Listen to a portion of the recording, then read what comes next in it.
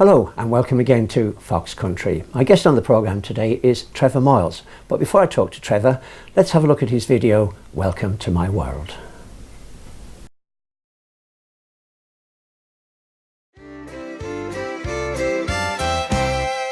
Welcome to my world. Won't you come on in? Miracles, I guess, still happen now and then. Step into my heart, leave your cares behind. Welcome to my world, built with you in mind. Knock and the door will open. Seek and you will find. Ask and you'll be given the key to this world of mine. I'll be waiting here with my arms unfurled, waiting just for you. Welcome to my world.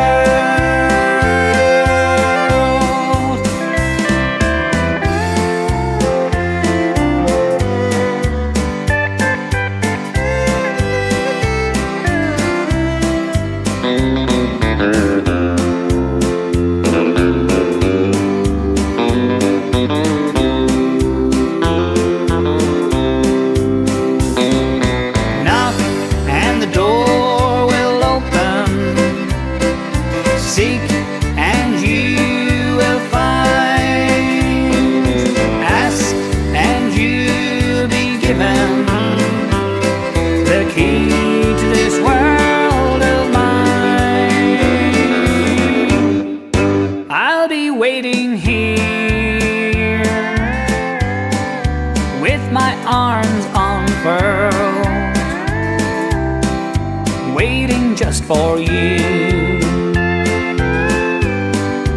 Welcome to my world. I'll be waiting here with my arms unfurled, waiting just for you. Welcome to my world.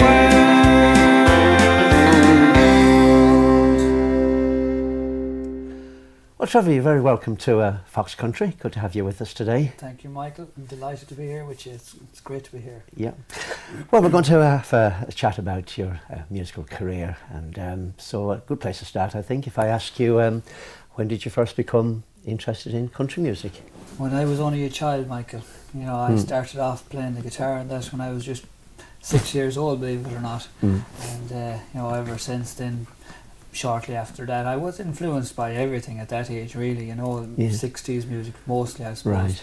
Yeah. But then, shortly after that, when they got into the country thing, we started playing in the pubs when I was just 14, myself and my older brother. And were there any particular artists that were influencing you at the time? At that time, I suppose the country was gone Declan Early and Mick Flavin mad.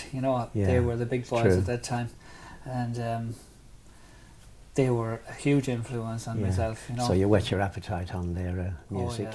Well, I can remember going to see Declan Early back in Heinies and Crossmolina. There plays stuff like Everybody Dancing. That's it. But sadly, them days have kind of different gone era now. A now. lot of places have gone from the dancing scene. They have, some of the older dance halls and some of the bigger singing lounges, I suppose. Yeah. So, were you playing around the pub scene as a solo artist, or were you a part of a little group? Or well, yes, it was myself and my brother back then. We used to have a small pub group there, and we used to we do functions and weddings and parties, a bit of everything. Really. Did you have a name for the band, or yeah? Well, at that time we used to call it Revival, and that's just right. myself and the older brother. Yeah. But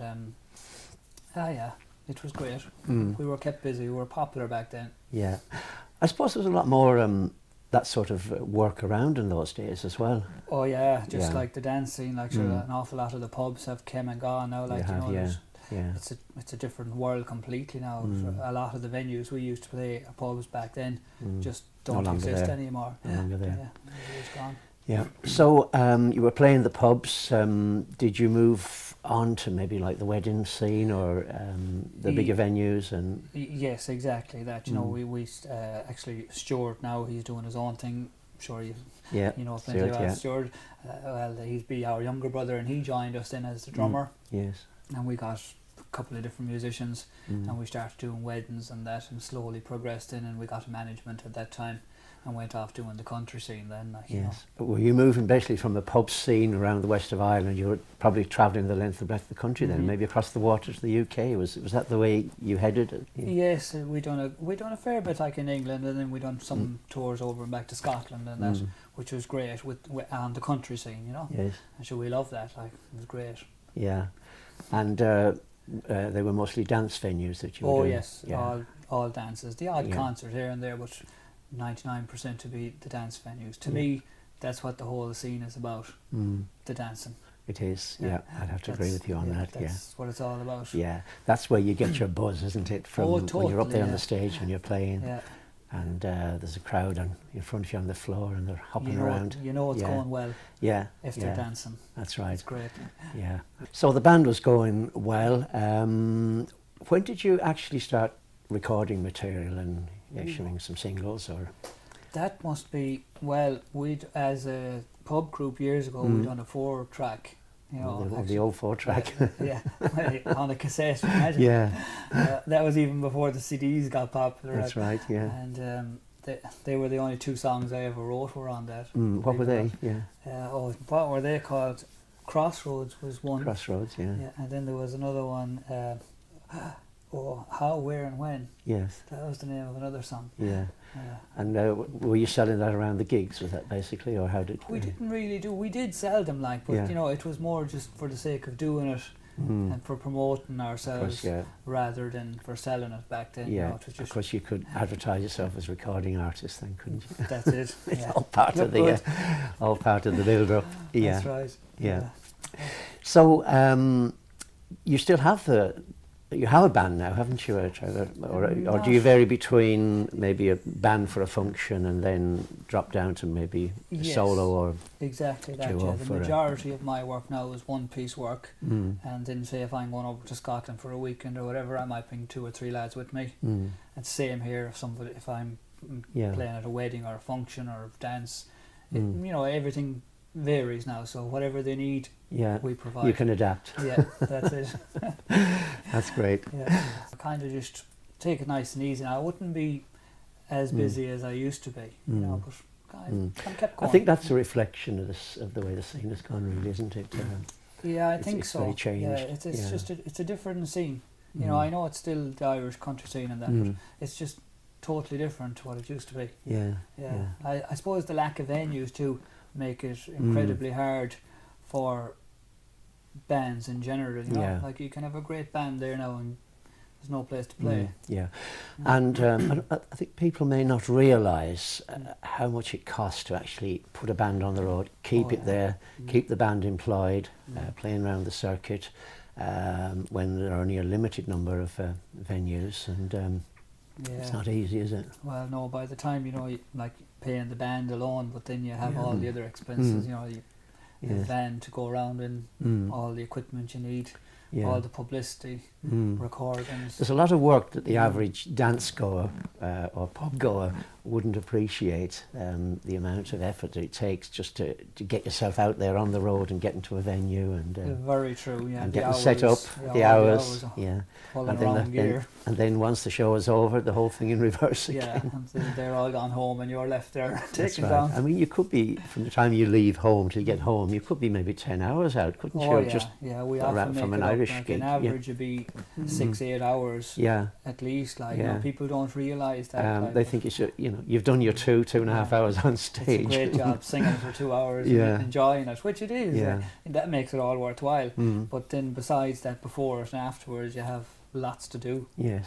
Lots to do. Now you mentioned that way back you wrote a couple of songs. are you doing any songwriting currently, or is that something you'd like to get more involved in? No, not really. No, like when I wrote those 2 songs, they were done very quickly because I had to. I wanted to put 2 songs I wrote myself on that 4-track cassette, so I had to write them songs. But I've never been into songwriting at all, even though I always want to, but just not something you sit down. That sort of suggests to me that you could actually write a good song under pressure. Oh, I think I could if I had to, but I didn't do it yet. Maybe someday. I often ask the question of those that I meet, from time to time, where do you get your inspiration from for a song?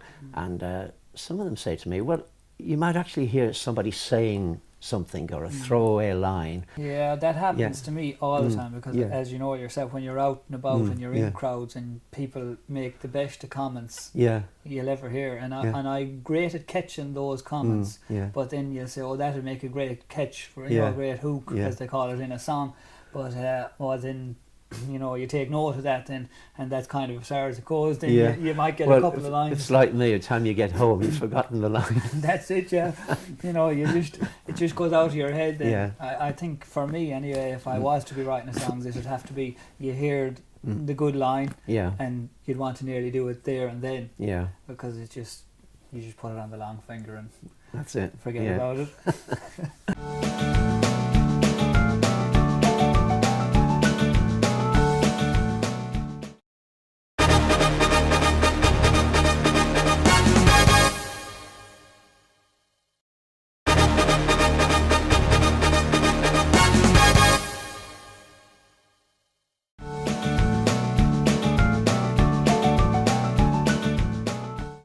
So, getting back to recording, have you got any plans to go into the studio to record maybe a single or an album in the near future? As you know, we have our own little studio down home, and we do work away there. Our home, of course, is County Mayo. Oh, we that's should have said that earlier. Out towards Crossmolina there. That's right, But yes, recording is something I've always been doing a little bit. Even for a couple of years there, I didn't do a lot at all, when I had the full band, and then we took that off the road. And but I've always kept a little bit of recording going on. So I have several songs nearly finished and completed, just to get the... Are these original songs or are these covers? No, they'd be all covers, Michael. Given that you have a recording facility, would you be thinking of maybe bringing other artists in to record with you and give them the benefit of your experience? Well, I don't know if there's too many that I want any of my experience. I don't know. That again, that wouldn't be something I'd be crazy about. It's just I like to be able to do my own thing, basically, and I enjoy having the freedom. And you can have the world's best musicians now. Yes. All the recordings, the vast majority of them, nobody goes to play on them in the studios hardly anymore. It's all done online. That's right. You can have the best of American, English artists or musicians. You can get your Nashville tracks and you can augment them. You can put add down the vocals. I can go down home today, put down a guide track, send it off over to America, and get top class musicians sent back to me, then playing live on my tracks. That's the way it's gone. So you can get all the bits back and mix it, and then you have a recording, and it's great. Like it's when we started off, now there was none of that. It was you'd have to go to studio, the studio would book in the musicians. That's right. They'd come in and they might play on 5 or 6 or 10 tracks, whatever you arranged for the day. But it's not like that now. You can do one at a time now, one track at a time. That's right. Send it away on the internet and it comes back all ready to go. Change times. Yeah. So where do you think country music is going in Ireland now, from your perspective and generally? Well, it's healthy at the moment. Like I'd be worried just from the point of bands. Like there's hardly any bands really in the country, and even of I don't know. I haven't done a count recently. Like, but of all the bands that there is, there's only a few that's actually successful bands. There's probably half a dozen bands that are making money and making it pay. And it is difficult for newer artists coming along now to put a band on the road and sustain the band. Yeah. Well, like you can't have a healthy band circuit really without having the venues, the amount of venues that we used to have. That's right. Yeah. You know, so it's hard to know how it'll go in the future. Yeah. Maybe it's more of a few big bands being the scene, Yeah. doing the concerts and things. You know, And being very adaptable to different types of. Yeah, that seems to be the way it's going. Like. Yeah. We started our program today. We had a look at one of your videos. So we're going to have a look at another one now. Would you like to introduce it to our viewers? Well, this would be the grandfather's clock. I'm hoping that's the one you're talking about. That's the one, yes. This is a song. I heard this song years ago from Foster and Allen recorded it. So I took a liking to this song. It's a great song, and I play this at nearly all my gigs. And it's one of them songs that hasn't been covered like by any of the bigger artists, but like it really goes down well. Yes. And as soon as it's kind of a song they can sing along with, and the tick tock, and they love it. It really goes down well, and it's just one of them. No matter where I go, when I sing the song, it always gets a good reaction, even when other songs aren't getting the reaction. Yeah. This one goes well. Okay, well, let's have a look at the video. Lovely, thank you, Michael.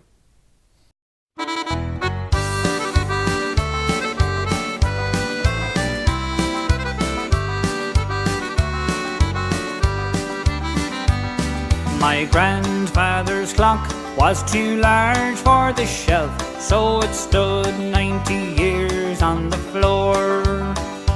It was taller by half than the old man himself, though it weighed not a penny's weight more. It was bought on the morn of the day that he was born, and was always his treasure and pride. But it stopped short, never to go again, when the old man died. 90 years without slumbering, tick-tock, tick-tock, his life seconds numbering. Tick-tock, tick-tock, it stopped short, never to go again, when the old man died.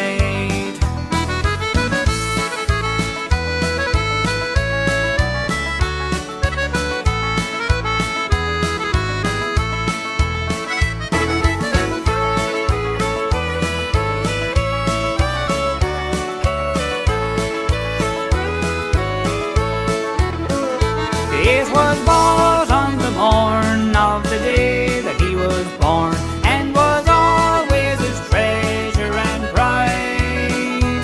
But it stopped short, never to go again, when the old man died. 90 years without slumbering, tick-tock, tick-tock, his life seconds numbering. Tick-tock, tick-tock, it stopped short, never to go again, when the old man died. 90 years without slumbering, tick-tock, tick-tock, his life seconds numbering. Tick-tock, tick-tock, it stopped short, never to go again, when the old man died. But it stopped short, never to go again, when the old man died.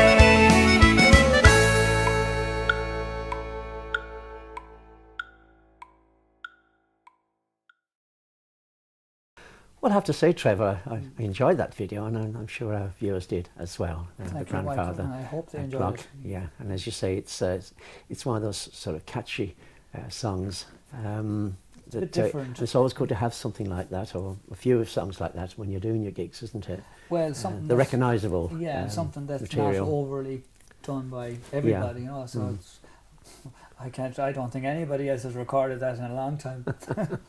Well, there we are. Well, Trevor, I'm delighted that you could join me on Fox Country today. I hope you enjoyed our chat. I certainly did. Thank And you, on behalf of our viewers and myself, can we wish you all the very best for your future career in country music. Thanks, Trevor. Thank you, Michael, and thanks to your viewers, and we'll see you soon again. We will. Thank you. Thanks. And my thanks to Trevor for joining me on the programme today. My guest on Fox Country next week is Peter McCloskey. Now, to finish today's programme, let's have a look at the video My Daddy from Joanna Harkin. Cool. Is that okay? Yeah.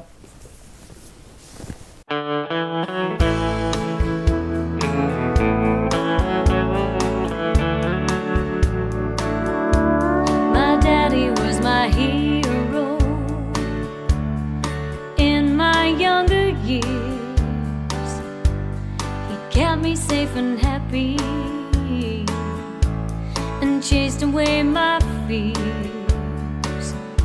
He took every day as it came and lived without a care.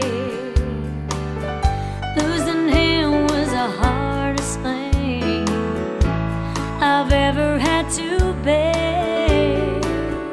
He could light up a room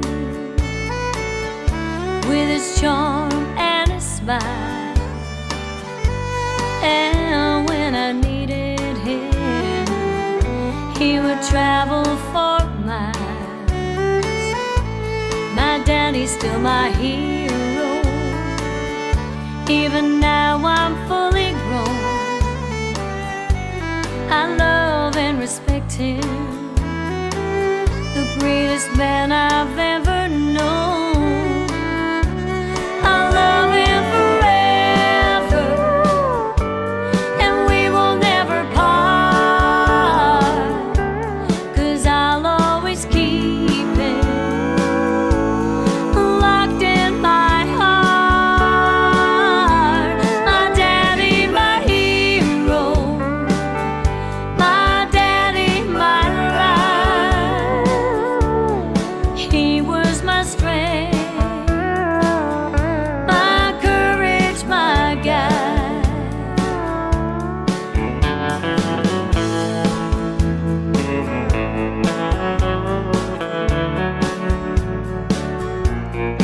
Now the day has come for him to walk me down the aisle.